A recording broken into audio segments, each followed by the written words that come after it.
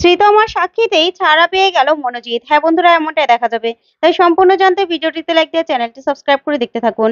গল্পের শুরুতেই দেখা যাবে অপরাধীকে ধরার জন্য সবাই হোটেল রুমে ফাঁদ পেতে থাকে। ঠিক তখনই সেখানে মনোজিৎ এসে পৌঁছয় আর পুলিশ সহ সবাই মিলে মনোজিতের উপর হামলা করে। তখন মনোজিৎ বলে, এটা কি হচ্ছে, কি হচ্ছে, কেন আমাকে এভাবে ধরলেন? তখনই রায়ানকে দেখে মনোজিৎ বলে, রায়ান তুই এখানে, কি হচ্ছে এসব? তখন পুলিশ মনোজিতের গায়ে হাত তোলে আর বলতে থাকে, কেন বুঝতে পারছো না কি হচ্ছে এখানে? ছোট ছোট মেয়েদের সঙ্গে চ্যাটিং করে তারপর হোটেল রুমে এনে ময়লেস্ট করা? দাঁড়াও, তোমার মজা আমি দেখাচ্ছি। তখনই রায়ান বলে, দাঁড়ান দাঁড়ান অফিসার, কোথাও আপনাদের ভুল হচ্ছে, উনি আমার কাকা। তখন পুলিশ অফিসার বলে, ও আচ্ছা, তোমার কাকা? হ্যাঁ, এরকমটা করতেই পারে, তুমি হয়তোবা জানো না। তখন রায়ান বলে, না না অফিসার, আপনার ভুল হচ্ছে। আমাদের স্বর্ণলতা জুয়েলার্স এর কথা তো আপনি শুনেছেন, আশুতোষ বসুর ছেলে উনি, ওনাদের নাম ডাক আছে। উনি কেন এসব কাজ করবে? উনি এই কাজ করতে পারে না, পারে না এই কাজ করতে। তখন দেখা যাবে মনোজিৎ বলে, কি হয়েছে রায়ান, কেন আমাকে এভাবে ধরেছে, আর তোরাই বা এখানে কি করছিস? তখন রায়ান বলে, কাকু তুমি তো জানো শ্রীতমাকে তো চিনো। শ্রীতমা একটা অ্যাপে কেউ একজনের সঙ্গে কথা বলেছিল, সে ওকে হোটেল রুমে নিয়ে ময়লেস্ট করার চেষ্টা করেছে, আর তাকে ধরার জন্য আমরা এখানে ফাঁদ পেতেছিলাম। তখন অফিসার বলে, এত কথা ওনাকে বলার কি আছে, কি আছে ওনাকে বলার? এখনই আপনি থানায় চলুন। তখন মনোজিৎ বলে, কেন? আমার তো কোনো অপরাধ নেই, আমি কি করেছি? আমি তো কিছু করিনি। তখন অফিসার বলে, হ্যাঁ ধরা পড়ে সবাই এরকমই বলে, বুঝতে পেরেছেন? ওইদিকে শিরিন রায়ানকে বলে, রায়ান শেষ পর্যন্ত কিনা তোর কাকা? তখন রায়ান বলে, চুপ, তুই বুঝতে পারছিস না এখানে আমার কাকাকে ফাঁসানো হচ্ছে? তুই কথা ভাবতে পারলি? তখনই রায়ানের বন্ধুরাও বলে, ছি ছি রায়ান, এরকম একটা কাণ্ড হলো, তাহলে কি কাকা এই কাজ করেছে? তুই হয়তো বুঝতে পারিসনি। তখন রায়ান বলে, তোরা চুপ কর, তোরা চুপ কর, আর একবারও এই কথা বলবি না, একবারও এই কথা বলবি না। আমার কাকা কখনোই এই কাজ করতে পারে না, কোনোদিনও না। তখন রায়ান বলে, আচ্ছা কাকা, তুমি কেন এখানে এসেছো? তখন মনোজিৎ বলে, আমাকে তো রাকা ফোন করে বললো যে ও নাকি এই 96 নম্বর রুমে আটকা পড়েছে, তাই ওকে বাঁচাতে আসতে বললো, তাই তো আমি ছুটে এসেছি, না হলে এখানে আমি কেন আসবো? তখন রায়ান বলে, কি বলছো তুমি, রাকা? তখন মনোজিৎ বলে, হ্যাঁ। তখন পুলিশ অফিসার বলে, আচ্ছা দেখি মোবাইল নাম্বারটা। তখন মনোজিৎ মোবাইলটা বের করে দেখাতে গেলেই সেখানে অফিসার দেখে কোনো মোবাইল নাম্বারই নেই। তখন অফিসার বলে, কোথায়, কোথায় আননোন নাম্বার? এখানে তো আপনার মায়ের সঙ্গে আপনি 10টার সময় কথা বলেছেন, তাছাড়া আর কোনো নাম্বার তো নেই। তখন মনোজিৎ বলে, এটা কি করে সম্ভব? মোবাইল নাম্বারটা কোথাও উধাও হয়ে গেল, কোথায় উধাও হয়ে গেল? তারপরে অফিসার রায়ানকে বলে, আচ্ছা রাকা কে হয়? তখন রায়ান বলে, আমার বোন হয়। তারপরে অফিসার বলে, ফোন করো তো রাকাকে। তারপরে রায়ান ফোন করলেই রাকার সঙ্গে অফিসার কথা বলে। তখন অফিসার বলে, আচ্ছা আপনি রাকা? তখন রাকা বলে, হ্যাঁ হ্যাঁ, আপনি কে? তখন অফিসার বলে, আমি পুলিশ অফিসার। তখন রাকা বলে, কি হয়েছে, আমার দাদার কিছু হয়েছে? তখন অফিসার বলে, না না, আপনার দাদার কিছু হয়নি। আচ্ছা, আপনি কি আপনার ছোটকাকে ফোন করেছিলেন? তখন রাকা বলে, না তো, আমি তো ফোন করিনি ছোটকাকে। তখন অফিসার বলে, আপনি এখন কোথায় আছেন? তখন রাকা বলে, আমি তো কলেজে আছি, কেন ছোটকার কিছু হয়েছে? তখন অফিসার বলে, না, আপনার ছোটকার কিছু হয়নি। তারপরে ফোনটা রেখেই অফিসার বলে, কোথায়? আপনাকে রাকা তো ফোন করেনি, তাহলে আপনি মিথ্যে কথা বলছেন তাই তো? তখন মনোজিৎ বলে, আমি কেন মিথ্যে কথা বলবো, আমি কেন এখানে আসবো, আর আমি তো সারাদিন দোকানেই থাকি, দোকানেই ছিলাম। তখন অফিসার বলে, ঠিক আছে, সেটা না হয় থানায় গিয়ে আমরা শুনবো, চলুন।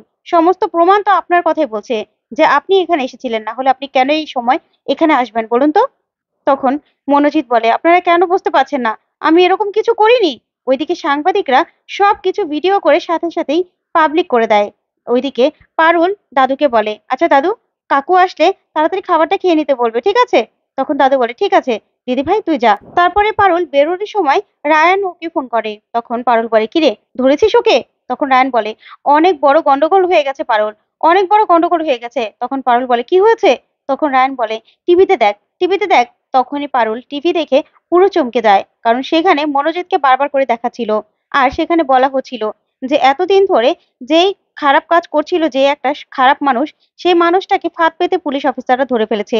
তখন পারুল বলে, না না, এটা কিছুতেই হতে পারে না। তখন দাদু বলে, এসব কি দেখাচ্ছে, এটা তো মনোজিৎ, আমার ছেলে, এটা কি হচ্ছে? তখন কাস্টমাররাও দাদুকে অনেক কথা শোনাতে থাকে। তখন পারুল রায়ানকে বলে, রায়ান তুই শুনতে পাচ্ছিস? তখন রায়ান বলে, হ্যাঁ পারুল বল। তখন পারুল বলে, না না, এটা কোনোদিনও আমি বিশ্বাস করি না, ছোটকা কোনোদিনও এরকম একটা কাজ করতে পারে না, কোনোদিনও না। তখন রায়ান বলে, সেটাই তো, আমি তো বুঝতে পারছি না কি হচ্ছে। তখন পারুল বলে, কাকাকে ফাঁসানো হচ্ছে, তুই না ছোটকার সঙ্গে সঙ্গে থাক, আমি এখনই সবাইকে নিয়ে আসছি, এখনই সবাইকে নিয়ে আসছি। এই বলে ফোন রাখলেই তখন কাস্টমাররা মনোজিৎকে নিয়ে অনেক বাজে কথা শোনাতে থাকে আশুতোষকে। তখন পারুল বলে, দাদু, দাদু চলুন, ছোটকাকে আমাদের রক্ষা করতেই হবে। তখন দাদু বলে, আমার মান সম্মান সব তো শেষ হয়ে গেল পারুল দিদি। তখন পারুল বলে, সবকিছু আমি ফিরিয়ে দেবো দাদু, সবকিছু ফিরিয়ে দেবো। আপনি চলুন, তাড়াতাড়ি চলুন, ছুটকার কাছে যেতে হবে। এই বলে পারুল সবাইকে নিয়ে থানায় যায়। ওইদিকে থানায় মনোজিৎ বলে, আমি এই কাজ করিনি, বিশ্বাস করুন, আমি এই কাজ করিনি। তখনই দাদু বলে, হ্যাঁ অফিসার, আপনি বিশ্বাস করুন, আমার ছেলে কখনোই এই কাজ করতে পারে না। তখন অফিসার বলে, আপনার মুখের কথা আমি কেন বিশ্বাস করব, কেন বিশ্বাস করব? তখন দাদু বলে, দেখুন, আমি আশুতোষ বসু, এই কলকাতার সম্মানিত একজন স্বর্ণ বিক্রেতা। তাহলে আপনি আমার কথা বিশ্বাস করুন। আমার ছেলে তো সারাক্ষণ আমাদের সঙ্গেই থাকে, দিন রাত কাজ করে আমাদের সঙ্গে। একসঙ্গে আমরা এই দোকানে আসি, আবার একসঙ্গেই তো বাড়িতে যাই। তখন দেখা যাবে রায়ানের বাবাও বলে, হ্যাঁ, আমার ছোট ভাই কখনো এই কাজ করতে পারে না, ও তো সারাদিন আমাদের সঙ্গেই ছিল। তখন অফিসার বলে, আপনাদের মুখের কথা আমি কেন বিশ্বাস করব, কেন বিশ্বাস করব? তখন পারুল রায়ানকে বলে, তুই যা, অফিসারকে গিয়ে খবর দে, অফিসারকে গিয়ে খবর দে, এদিকটাতে আমি দেখছি। তখন পারুল বলে, দেখুন অফিসার, আমার ছোটকাকে কেউ ফাঁসানোর চেষ্টা করছে, কেউ ফাঁসিয়েছে। না হলে কেন সবকিছু থাকবে না বলুন তো, কেন থাকবে না? আর তাছাড়া ছুটকা তো সারাদিন দোকানেই থাকে, ছুটকা কেন এসব কাজ করবে?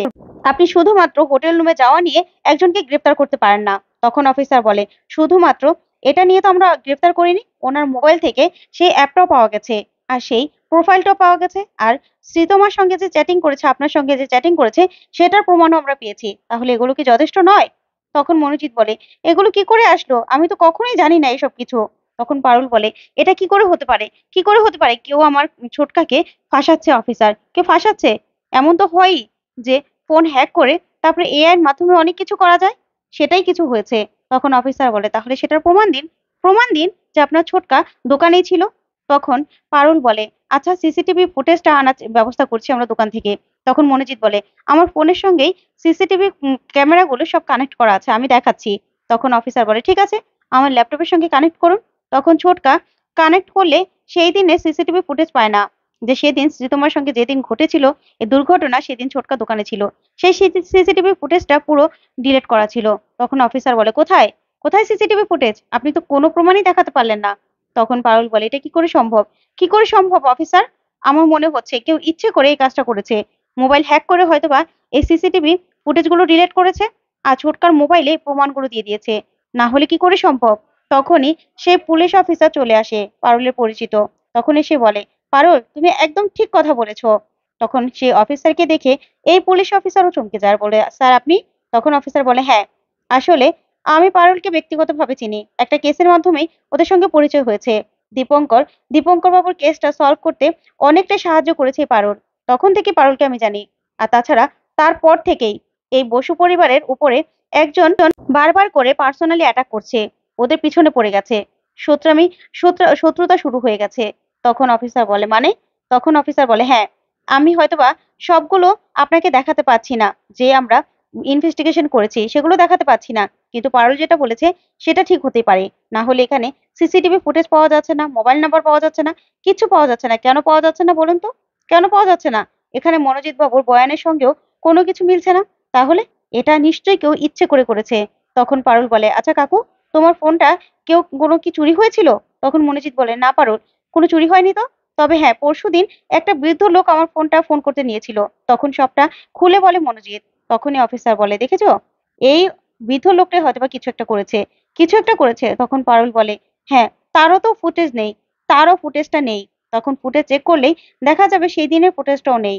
তখনই অফিসার বলে, দেখেছেন, কেউ ইচ্ছে করে এই কাণ্ডটা ঘটাচ্ছে, কেউ ইচ্ছে করে। তখনই পারুল বলে, আচ্ছা শ্রীতমা, শ্রীতমা তো সেই লোকটাকে দেখেছিল, শ্রীতমাকে ডাকলে হয় না? তখন রায়ন বলে, হ্যাঁ হ্যাঁ, শ্রীতমাকে ডেকে আনলেই হবে, তাহলে ওই তো বলতে পারবে ওর উপরে কে অ্যাটাক করেছিল। তখনই শ্রীতমাকে ডেকে আনা হয়। তো বন্ধুরা, আজকের আপডেটটি কেমন লাগলো কমেন্ট